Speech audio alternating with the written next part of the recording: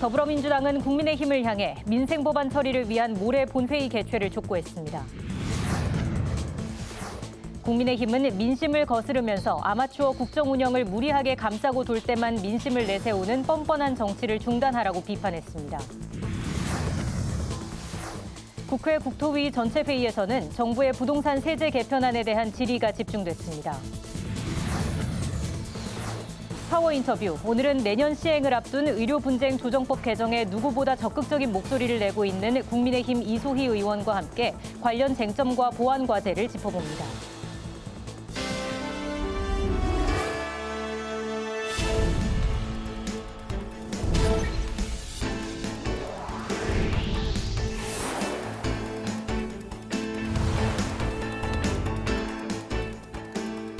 여러분 안녕하십니까? 8월 11일 화요일 국회 라이브 6 시작하겠습니다. 오늘 뉴스는 기후노동이 중계방송으로 늦게 시작합니다. 더불어민주당은 국민의힘을 향해 민생법안 처리를 위한 모레 본회의 개최를 촉구했습니다. 또 선관위 국정조사도 국민의힘이 조건을 바꿔 시간 끌기 중이라며 비판의 목소리를 높였습니다. 이승지 기자가 보도합니다. 더불어민주당이 오는 13일 본회의를 열어 민생 관련 법안을 시급히 처리해야 한다고 주장했습니다. 한병도 당대표 직무대행은 원내대책회의에서 현재 국회 문턱을 넘지 못한 113건의 법안 중 국민의힘이 강조한 주택 공급 법안들도 포함돼 있다고 설명했습니다. 하지만 국민의힘은 패스트트랙 기간 단축 법안에 반대한다는 이유로 본회의 개최를 거부하고 있다고 밝혔습니다. 임시회 소집은 국민의힘이 먼저 요구해놓고 정작 법안 통과를 위한 본회의 개최를 반대하고 있다며 본회의 개최에 협조해 민생 법안 처리에 나설 것을 촉구했습니다. 법안에 반대한다면 본회의에 들어와 반대표 던지면 됩니다. 국회법 개정안의 표결을 막기 위해 본회의 자체를 거부하고 100건이 넘는 민생 법안까지 함께 붙잡을 이유는 없습니다. 또 민주당은 국민의힘이 선관위 국정조사에서도 이런 행태를 반복하고 있다고 주장했습니다. 한 대표 직무대행은 여야가 송파 투표함 재검증을 위해 국조특위 활동 기간을 30일 연장하기로 합의했는데 국민의힘은 또다시 조건을 하나씩 바꿔가며 시간을 끌고 있다고 비판했습니다. 특검법이 합의되면 하자더니 이후엔 특검 임명 이후 이제는 특검과 협의해 일정을 정해야 한다고 주장하며 국민의힘은 18일로 예정된 재검증 일정을 사실상 진행할 생각이 없다고 꼬집었습니다. 그러면서 민주당은 국민의힘이 진정으로 민생 회복과 주거 안정에 의지가 있다면 국회로 돌아와 법안 처리로 보여줘야 한다고 강조했습니다.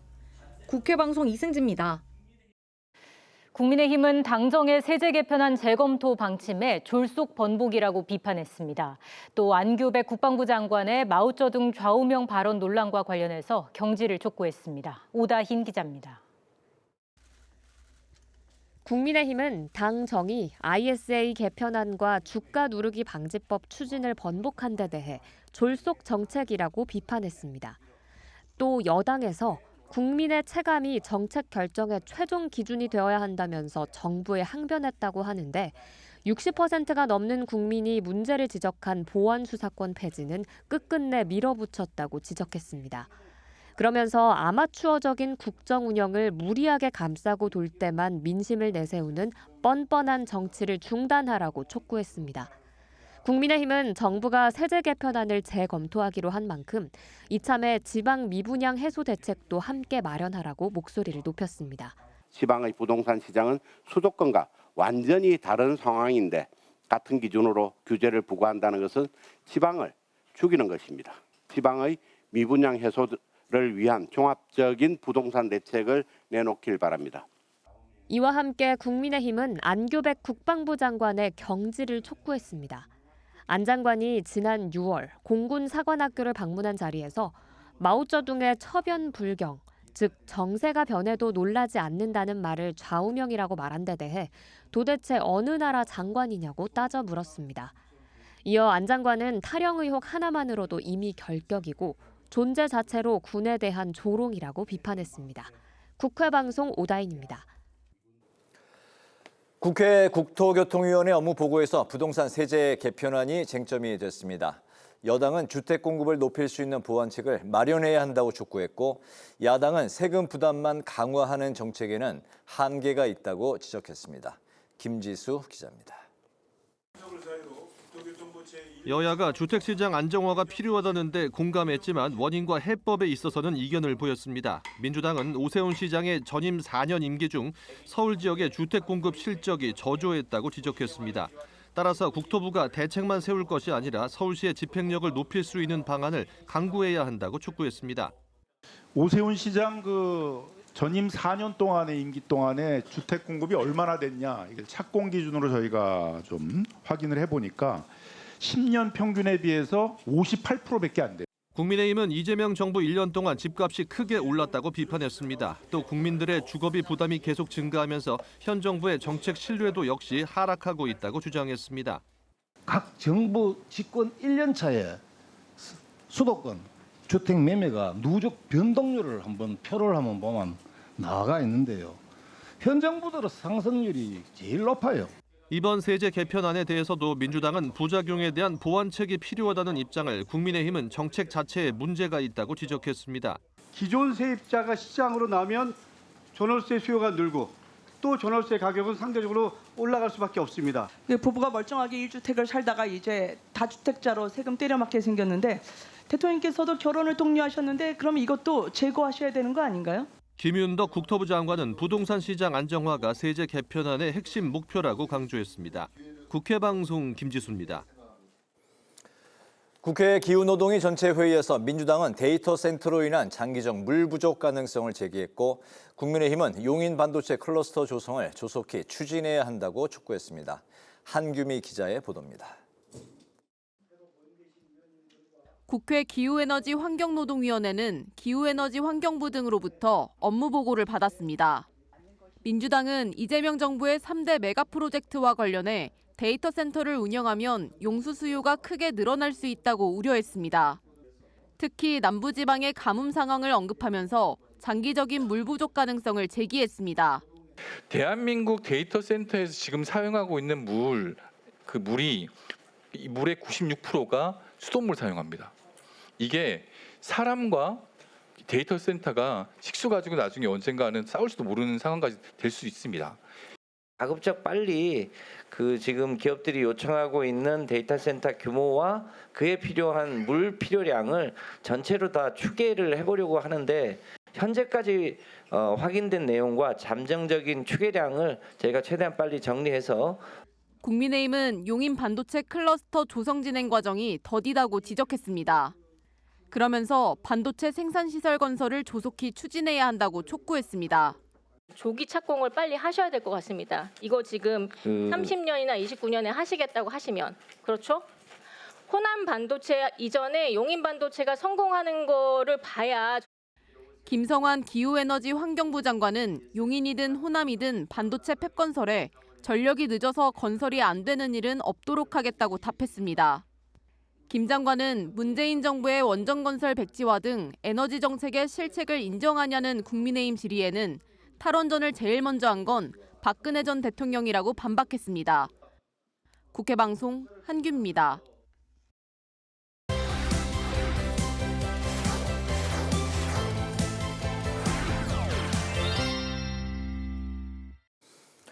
네, 이슈팩 서완한 개건 기자와 함께 메가특구 특별법에 대해서 이야기를 나눠보겠습니다. 서 기자 어서 오십시오. 네, 안녕하십니까. 정부 여당이 추진 중인 메가특구 특별법에 대해서 산업계와 기업들이 주 52시간 근로제 예외 등 노동 규제 유연화를 강력히 요구하고 나섰는데 청와대 입장은 숙고의 시간이 필요하다 이렇게 열린 입장이라고요? 네, 그렇습니다. 기업들은요, 이 호남 반도체 클러스터 등 이 초대형 메가 프로젝트가 성공을 하기 위해서는 초기에 이 R&D 몰입도와 또 첨단 공정의 특성을 고려해서 주 52시간 예외, 이른바 이 화이트 칼라 이그젬션이 필요하다라고 목소리를 내고 있습니다. 네. 이 선택적 근로시간제에 대한 연장이 이 특별법 특례 조항으로 포함되어야 된다라는 건데요. 이에 대해서 청와대는 노동계와 지역사회의 동의가 전제가 된다면 논의해 볼 수 있다면서 열린 자세를 보여주고 있습니다. 예. 정부는 이 노동계 동의를 전제로 이 소득상위 3%인 관리자와 이 연구개발 인력에 한해서는 주 52시간 상환과 또 연장, 야간, 휴일 근로 가산수당 규정을 적용하지 않고 별도 수당을 지급할 수 있도록 하는 화이트칼라 이그젬션을 적용하는 방안을 검토 중인 그런 상황입니다. 이 3대 메가 프로젝트라는 대형 국책 사업의 성과 창출과 또 미래 산업 경쟁력 확보를 최우선으로 두되 당장의 일방적인 강행보다는 사회적인 대타협과 민심을 살피며 조율해 나가겠다라는 게 청와대가 세운 정무적인 셈법입니다. 네, 하지만 정작 그 진보 진영은 주 52시간제는 전태일 열사 이후에 수많은 노동자 피땀으로 만든 결실이고 결코 흥정 대상이 될 수 없다. 이러면서 이 규제 유연화에 강력히 반대하고 있는 상황인데 민주당과 국민의힘 어떤 입장인지 정리해 주실까요? 네, 민주당은 이해관계자들과 치열하게 논의를 해야 된다라면서 신중하면서도 열린 입장을 견지하고 있는 그런 상황입니다. 네. 이 민주당 메가 프로젝트 특위 간사인 장철민 의원은 화이트칼라 이그젬션에 대한 질의에 대해서 민감한 이슈지만 피하지 않겠다라고 밝혔거든요.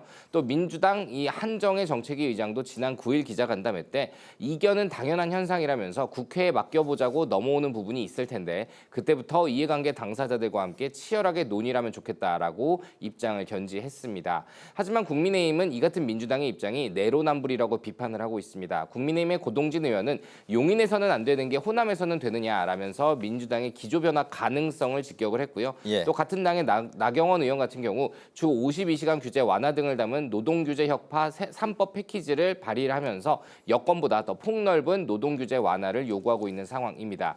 정리하면 여당 내부에서는 메가 프로젝트의 중요성을 이야기하는 목소리와 하지만 진보 진영에서는 원칙론적인 목소리가 상호 충돌을 하고 있고요. 또 야당과는 형평성을 놓고 공세가 이뤄지고 있는 형국인데 그러다 보니 이 메가 특별법안의 노동규제 완화 여부는 향후 국회에서 논의될 핵심 쟁점 중 하나가 될 것으로 보입니다. 네. 그리고 이제 정부가 얼마 전에 세제 개편안을 발표를 했었는데 그중에서 주가 누르기 방지 대책을 두고 여권 내부에서조차도 거센 비판이 또 터져 나왔네요. 이재명 대통령은 해당 정책에 전면 재검토를 지시했습니다. 네, 그렇습니다. 이 주가 누르기 방지법이 세제 개편안 발표와 함께 공개가 됐지만 시장에서는 사실 큰 실망감이 제기가 됐거든요. 정부는 최근 6년간의 이 주가 순자산 비율 PBR이 코스피 업종별로 하위 25%, 또 코스닥은 하위 10%에 해당하는 저 PBR 기업으로 한정해서 관리하겠다라고 계획을 밝혔는데 그러다 보니까 일부 기관만 PBR을 만일 관리를 하게 되면 정부 규제를 피할 수 있는 게 아니냐라는 지적이 나왔고요. 네. 오히려 이를 더 악용해서 장기간 주가 누르기에 악용할 수 있다라는 비판도 나왔습니다. 그러자 결국 정부도 한 발 물러서서 이 대통령이 전면 수정을 지시를 했는데요. 수정안은 이소영 의원이 대표 발의한 상속세 및 증여세법 개정안이 핵심 가이드라인이 될 것이다라는 언론의 관측이 나오고 있습니다.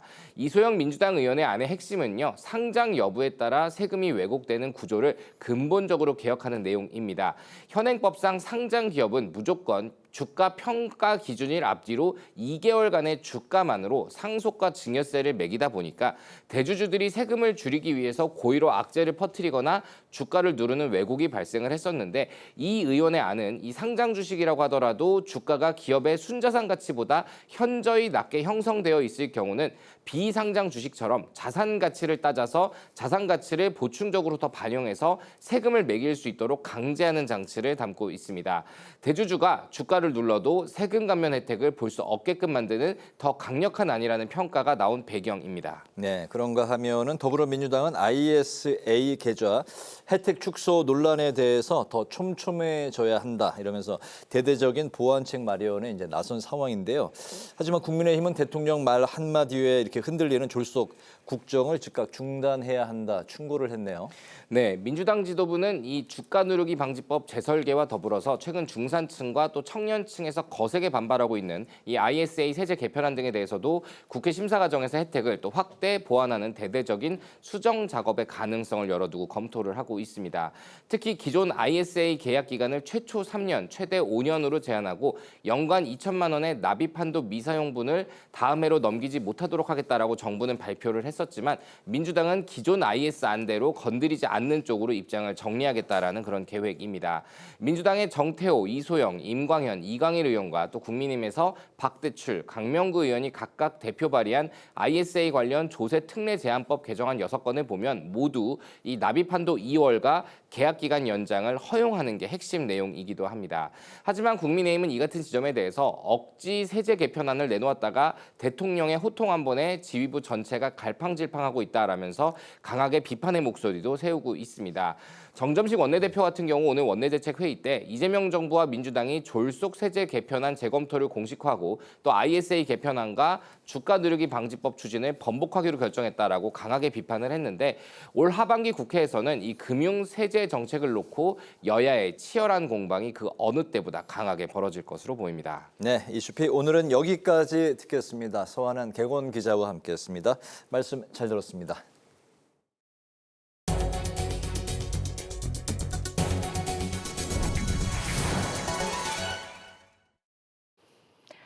호남 반도체 클러스터 조성 등 이재명 대통령의 3대 메가 프로젝트 속도전을 두고 여야가 공방을 벌였습니다. 더불어민주당은 3대 메가 프로젝트가 대한민국 모두의 성장이 될 수 있도록 관련 법령 재개정에 속도를 내겠다고 밝혔습니다. 반면 국민의힘은 3대 메가 프로젝트는 전력과 용수 문제를 제대로 검토하지 않고 던진 포퓰리즘 정책이라며 사업 타당성 검증이 먼저라고 주장했습니다. 더불어민주당은 전국 48개 지역에서 발생한 가뭄 피해를 최소화하기 위해 총력 대응하겠다고 밝혔습니다. 한병도 당대표 직무대행은 오늘 원내대책회의에서 대통령 직속 국가물관리위원회와 협력해 지역별 물 부족을 선제적으로 대응하는 통합 물관리 체계를 촘촘하게 구축하겠다고 말했습니다. 이어 상습적 물 부족을 근본적으로 해결할 중장기 용수 공급 기반도 확보하겠다고 덧붙였습니다. 국민의힘은 부동산 징벌적 세제 폭주를 철회하라고 촉구했습니다. 국민의힘은 논평을 통해 정부는 국민에게 세금 폭탄을 안기고 거대 여당은 부동산 가격 폭등을 전 정권과 야당 탓으로 돌리고 있다고 비판했습니다. 국민의힘은 부동산 정책을 원점에서 재검토하고 재개발, 재건축 규제를 풀어 민간 중심의 주택 공급으로 전환하라고 요구했습니다. 국회 외교통일위원회가 22대 국회 후반기 첫 전체 회의를 열고 본격적인 활동에 들어갔습니다. 송석준 외통위원장은 대립과 갈등을 넘어 국익을 위한 초당적 협력을 강조했고 여야 의원들도 외교 안보 현안에 힘을 모으겠다고 밝혔습니다. 외통위는 민주당 홍기원, 국민의힘 김대식 의원을 여야 간사로 선임하고 법안심사 소위 등 3개 소위원회 구성을 의결했습니다.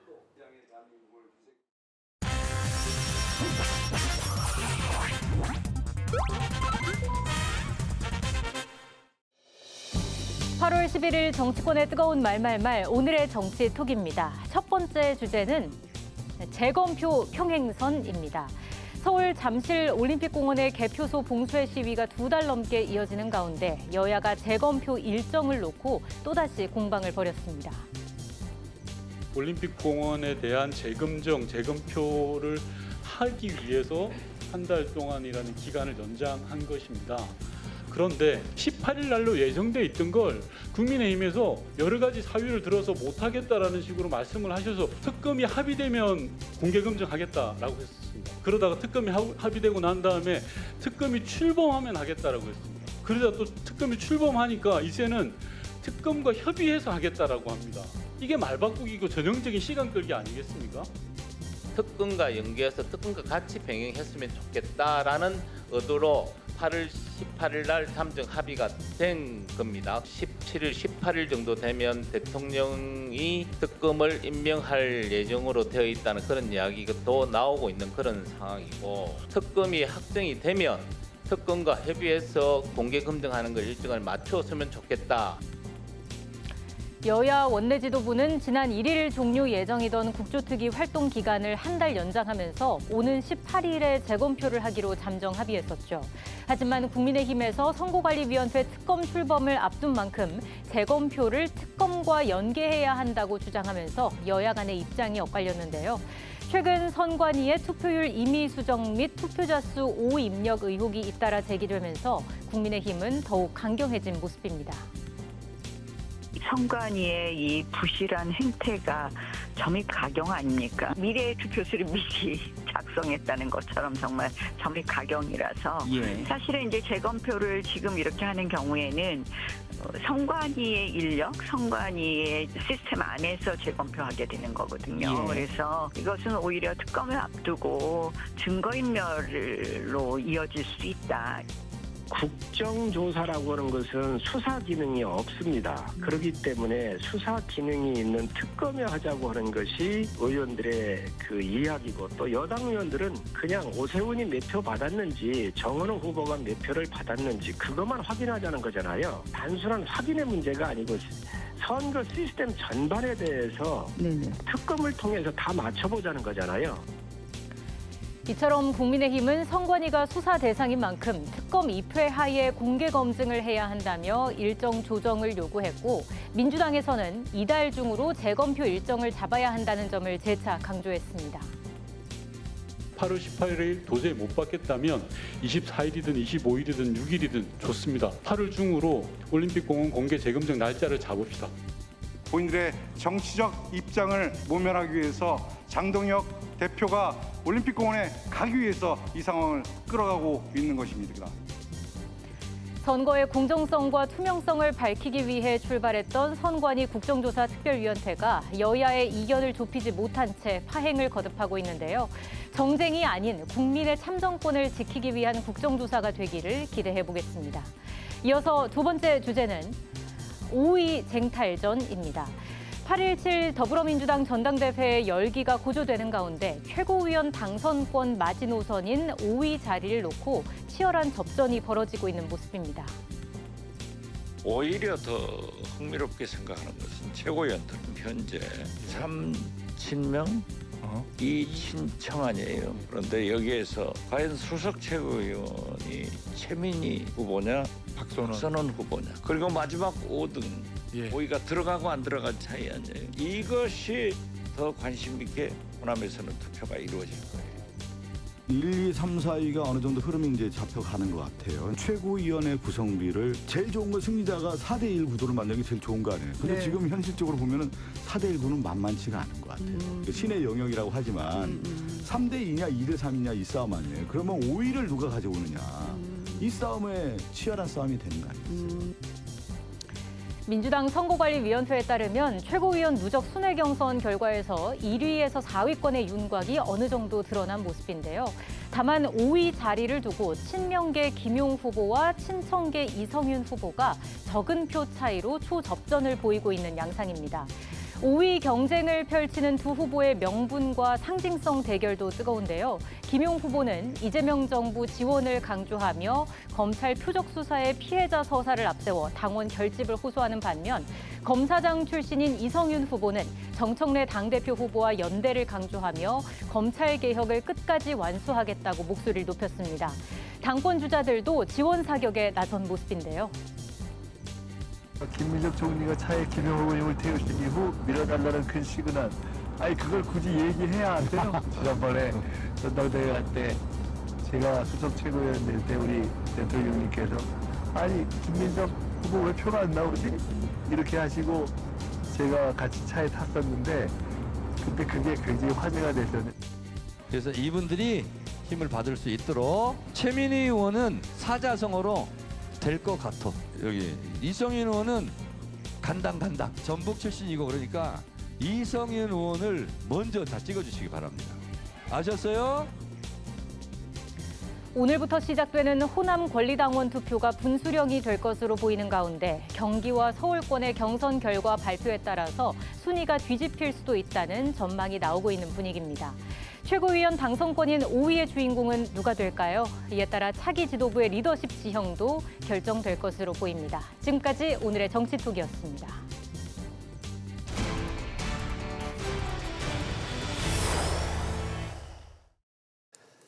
국민의힘을 비롯한 범야권 국회의원 40여 명이 통합사관학교 추진을 규탄하는 결의안을 발의했고, 6.4 총동창회가 장외 집회 등 집단 행동을 예고하면서 내일 안규배 국방장관이 이들을 직접 만나서 의견을 청취합니다.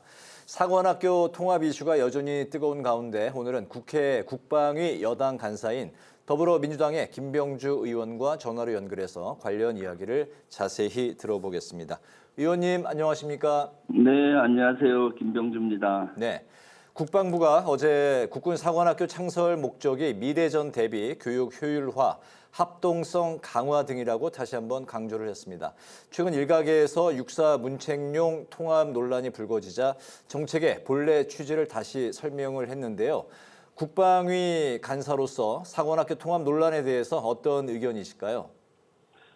사실 사관학교 통합하는 국군 사관학교는 시대적인 요구입니다. 미래전에 대비해서 통합형 인재를 육성하기 위한 프로젝트이고요. 이것은 사실 이미 노태우, 이명박 정부 때도 추진을 했습니다. 특히 이명박 정부 때는 2009년도에 구체적인 안을 냈었고 2012년도를 목표로 했었는데 그 당시 호랑이를 그리려고 하다가 결국은 다 못 그리고 고양이를 그린 꼴이었거든요. 네, 사관학교 통합을 못하고 국군 사관학교를 못 만들고 육사생도들이 공사에 가서 한 학기 이렇게 수업을 받는 형태, 이런 형태를 했는 거거든요.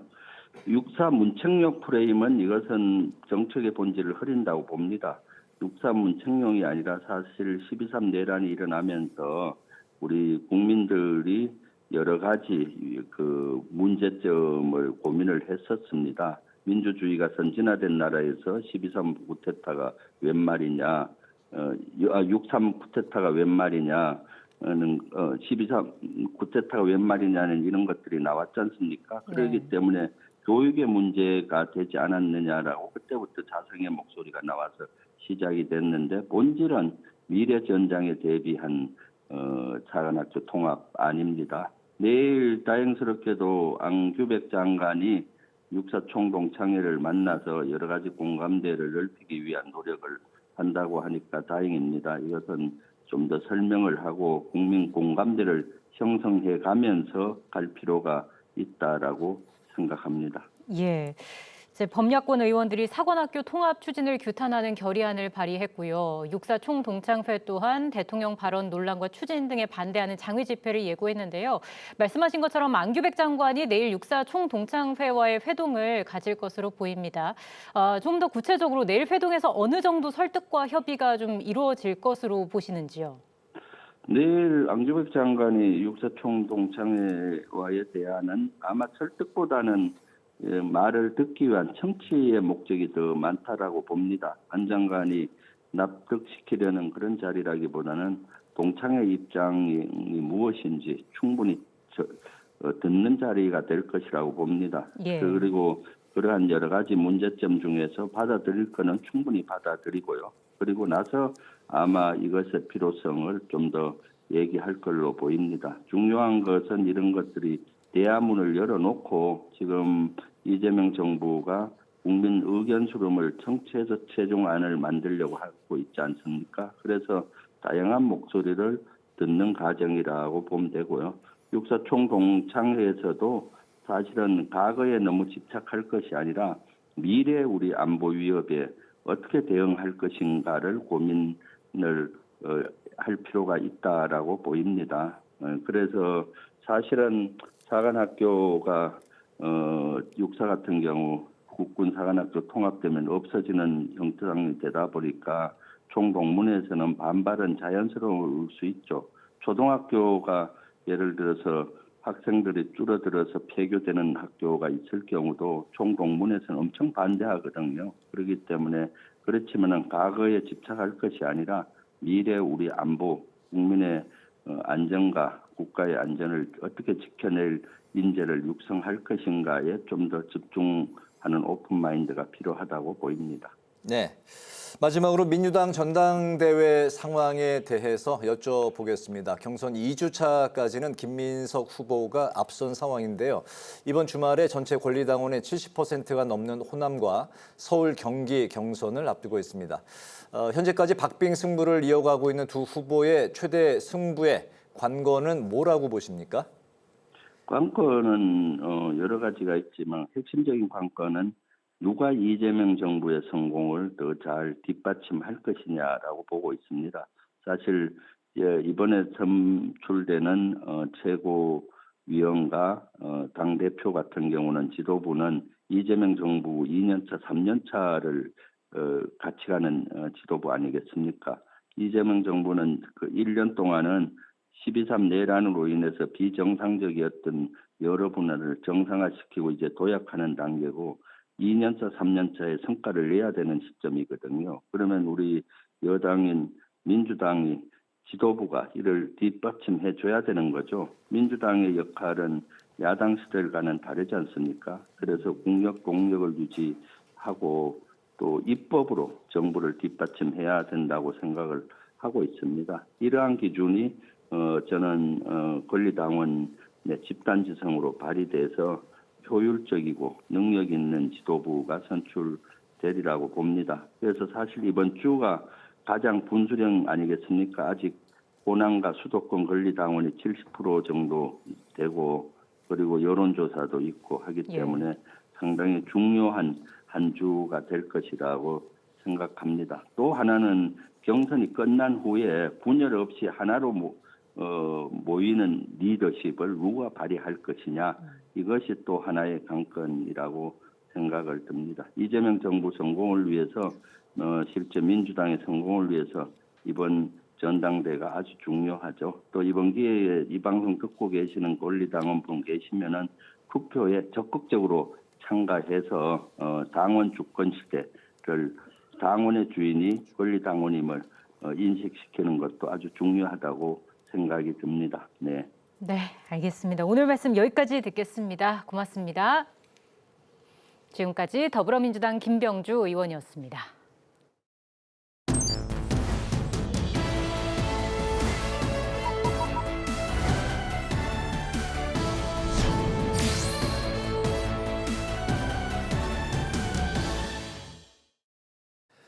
국민의힘이 주거와 자산 형성, 안전 문제를 앞세우면서 2030 여성 표심 공략에 나섰습니다. 여야 모두 앞다퉈 청년 지지층 흡수 전략에 적극적인 모습인데요. 오늘 파워 인터뷰에서는 국민의힘의 이소희 의원과 함께 내년부터 시행되는 의료 분쟁 조정법 개정안, 보완 과제 등 복지위 현안까지 두루 살펴보겠습니다. 의원님 어서 오십시오. 반갑습니다. 안녕하십니까? 네, 안녕하세요. 네, 국민의힘이 최근 2030 청년층 표심 잡기에 굉장히 힘을 집중하고 있는데요.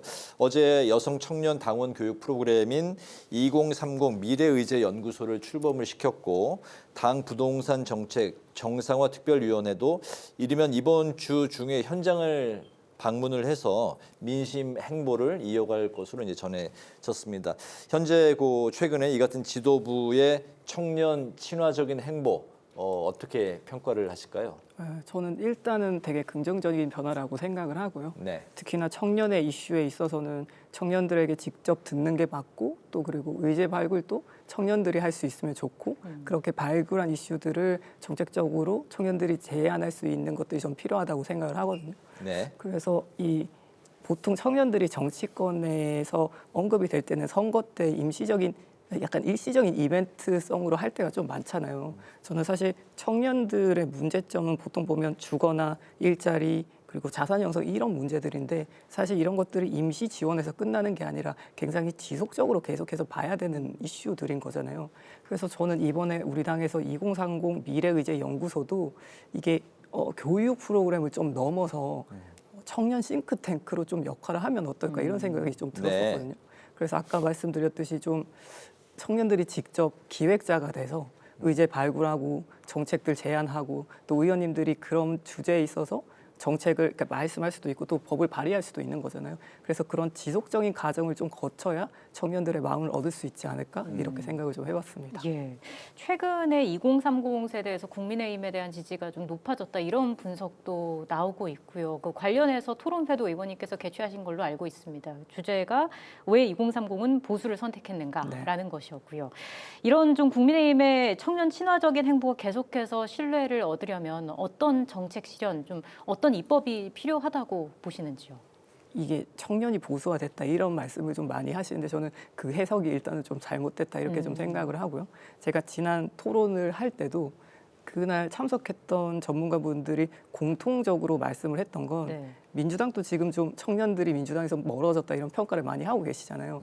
근데 그러한 평가에 있어서 대부분들이 민주당이 기득권화 됐고 그리고 그 청년들이 그에 대한 반 기득권의 화가 좀 됐다 이렇게 평가를 하는데 네. 그렇다면 과연 우리 당은 그에 대해서 자유로울 수 있는가 이 생각을 좀 많이 하게 되거든요. 예. 그래서 우리 당도 앞으로 청년들의 마음을 얻기 위해서 그럼 앞으로 어떻게 나갈 것인가 했을 때 저는 기득권을 내려놓는 방식으로 가야 된다고 생각을 좀 하고 있고 네. 그래서 그날 토론회에서도 제가 제시했던 것이 우리 당 입장에서 당내 경선에서 있어서만큼은 청년 기탁금을 제로로 해서 청년들의 기회를 더 넓혔으면 좋겠다라고 생각을 했고 또 두 번째로는 대출에 있어서도 지금 규제를 많이 하고 있잖아요. 그런 부분에서도 규제를 대폭 좀 완화를 해서 뭐 무주택 청년들이라든지 아니면 생애 첫 대출에 있어서는 대폭 규제를 좀 완화해서 이것 또한 청년들에게 내 집 마련의 꿈이나 기회의 장을 좀 넓혀보자 했던 건 거고 또 하나 또 제안했던 것이 미래 세대의 영향 평가라고 해서 네. 법을 좀 평가를 할 때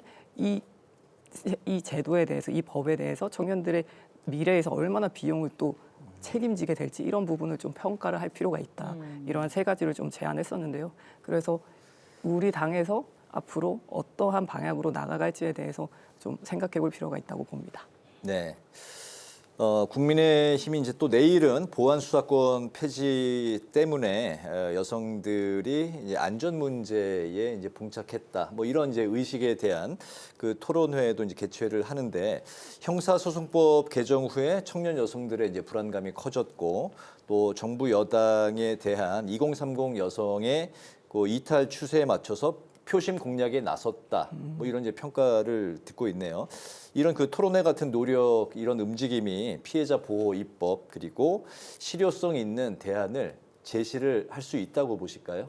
이게 저는 우선 첫 그 전제 자체가 이게 2030 여성 표심 공략이라고 보면 안 될 것 같고 왜냐하면 이게 사람의 안전이라는 굉장히 기본적인 문제인 거니까요. 그래서 네. 이게 지금 뭐 예를 들어 성폭행이나 아니면 뭐 스토킹 범죄나 가정폭력 이런 거에 있어서 계속 우려하고 있는 부분이 수사의 공백을 우려하고 있는 거잖아요. 근데 계속 정치권에서 이거를 유불리를 따지면서 가져가는 게 굉장히 이게 맞나? 이거 자체가 문제가 아닌가 이 생각이 좀 들긴 하거든요. 네. 사실 보안 수사권 자체가 수사에 좀 미흡하거나 부족한 부분이 있으면 검사가 말 그대로 수사를 보완을 해서 법의 실체를 밝히는 건데 지금 현재도 계속해서 추가로 범죄 사실 밝혀지는 사례들이 지금 나오고 있는 거잖아요. 그렇게 안정장치를 마련해 놓은 건데 지금 정부랑 여당 입장에서는 검찰 개혁이라는 이름으로 그 안정장치를 저는 아예 부순 거라고 생각하거든요.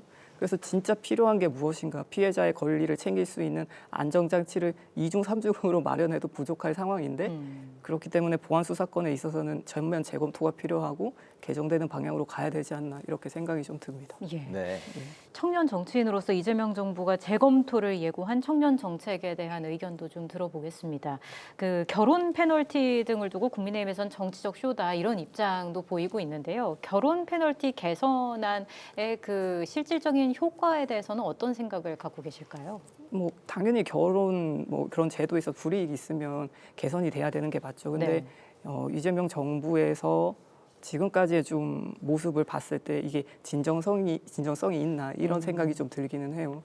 왜냐하면은 이 청년들의 입장에서 결혼을 주저하지 않게 망설이지 않게 하신다고 했는데 지금까지 정부에서 했던 것을 보면 뭐 디짐돌이나 버팀목 대출 이런 것도 줄이고 규제를 강화하는 방향으로 갔고 또 신생아 특례 대출도 줄이는 방향으로 가셨거든요. 근데 사실 결혼에 있어서 다들 아시겠지만 주거라는 게 너무 큰 비중을 차지하잖아요. 네. 근데 그런 거는 좀 모순되는 부분이 아닌가 이런 생각이 또 들고요. 또 얼마 전에 민주당의 항의 의원님 또 페퍼스 말씀을 좀 하시면서 좀 논란이 되셨잖아요. 네. 그리고 요거와 관련해서 그 얼마 전에 또 있었던 그 고위공직자분의 청문회에서도 본인의 딸의 그 주거 문제를 이제 언급을 했을 때 굉장히 크게 경로를 하셨잖아요. 그런 것들을 좀 생각했을 때 그러니까 남의 자녀는 되고 뭔가 내 자녀는 안 되는 약간 이런 내로남불의 행태가 좀 있지 않나 이런 생각들이 좀 들거든요. 그래서 당연히 결혼에 있어서 그 뭐 22개인가요 제안을 했는데 당연히 불이익 있는 부분에 그러니까 뭔가 개선책은 있어야겠지만 이 정부가 지금까지 했던 거에 있어서는 뭔가 그런 부동산 정책에 있어서는 좀 제한이나 한계가 있지 않을까 이런 생각들이 드는 거죠. 네. 다음은 이제 의료에 대한 의원님 좀 생각을 들어보겠습니다. 현재 보건복지위 소속이신데 의료사고 형사처벌 이력 공개 제도를 추진 중인 걸로 알고 있습니다. 이 제도는 환자가 이제 수술받기 전에 자신의 담당 의사에 이전에 있었던 의료사고 이력을 확인할 수 있게 하는 그런 이제 제도인데 어제 관련해서 의료분쟁조정법 국회 토론회도 개최를 하셨습니다. 이 토론회에서 이제 어떤 점이 쟁점이었고 또 이 토론회가 좀 어떤 의미 있는 성과도 도출을 했을까요? 네, 제가 이 의료사고 이력제와 관련해서 계속 핵심적으로 말씀을 드리는 거는 국민분들의 알 권리와 자기 결정권인 거거든요. 네. 네, 이게 사실 진료라는 것이 일반적인 상품이나 서비스랑은 되게 본질적으로 다르잖아요. 이게 내 생명과 신체를 의료인에게 맡기는 굉장히 중대한 결정을 하는 거에 있어서 환자와 의사 사이에 사실 환자보다도 의사분들이 전문적인 지식과 정보를 훨씬 더 많이 갖고 있는 그 구조적인 비대칭이 분명히 있는 거거든요. 그리고 그것뿐만이 아니라 특히 지금 현행법으로는 의료 사고로 인해서 업무상 과실치사상으로 금고 이상의 형을 받으면 이건 되게 중한 죄긴 하거든요. 이럴 경우에도 의사의 면허가 취소되거나 정지되지 않고 계속 의료 행위를 하실 수가 있어요. 그런 경우에는 적어도 환자 내지 국민 입장에서는 그러한 사실 정도는 적어도 알아야 되지 않나 저는 이러한 문제의식에서 출발된 거긴 하거든요. 그래서 또 이번 토론회에서 그러한 관점에서 시작을 해서 좀 성과가 있었던 거는 의료 범죄, 그러니까 의료 범죄라고 하면 예를 들어서 수술실에서 뭐 성범죄나 아니면은 뭐 유령 수술이나 대리 수술 이런 것들 있잖아요. 정말 있어서는 안 되는 이런 의료 범죄에 있어서도 이력을 좀 공개하는 방향으로 가야 되지 않나 이러한 말씀도 좀 있었고 또 이게 사실 큰 틀에서는 안정적인 진료 환경을 만들고자 하는 건 거잖아요. 그래서 그런 관점에서 전문의 재심사 제도 뭐 이런 것도 말씀해 주셨고 그리고 정부 부처의 지금 보건복지부에 환자 안전과 이런 환자를 위한 과가 아직도 없어요. 그래서 이러한 과를 신설하는 것도 제한된 게 있습니다. 근데 어제 의사 단체에서는 토론회 자체 좀 우려를 표명하면서 참석하지 않은 걸로 알고 있는데 특히 의료인의 의료사고 이력을 공개하자고 한 점을 좀 문제 삼으면서 피해가 필수 의료와 환자에게 돌아갈 수 있다 이렇게 좀 반발을 하고 있는 상황입니다. 여기에 대해서 어떤 말씀을 해주실까요? 저는 이게 되게 좀 지나친 계속 공포 마케팅이라고 좀 생각을 하는데요. 국민들에게 굉장히 공포심을 조장하는 표현이다라고 생각을 좀 하고 있어요. 왜냐면은 아까도 제가 말씀을 드렸지만 제가 구상하고 있는 거는 모든 의료사고를 사실 다 공개는 할 수 없어요. 그것도 말이 안 되고 사실 단순한 과실이 있을 수도 있는 거고 불가피한 경우도 당연히 있을 수 있는 거잖아요. 근데 그런 중에서 의료사고로 아까 말씀드렸듯이 업무상 과실치사상으로 금고 이상의 형을 받았을 때를 저는 계속 말씀을 드리는 거거든요.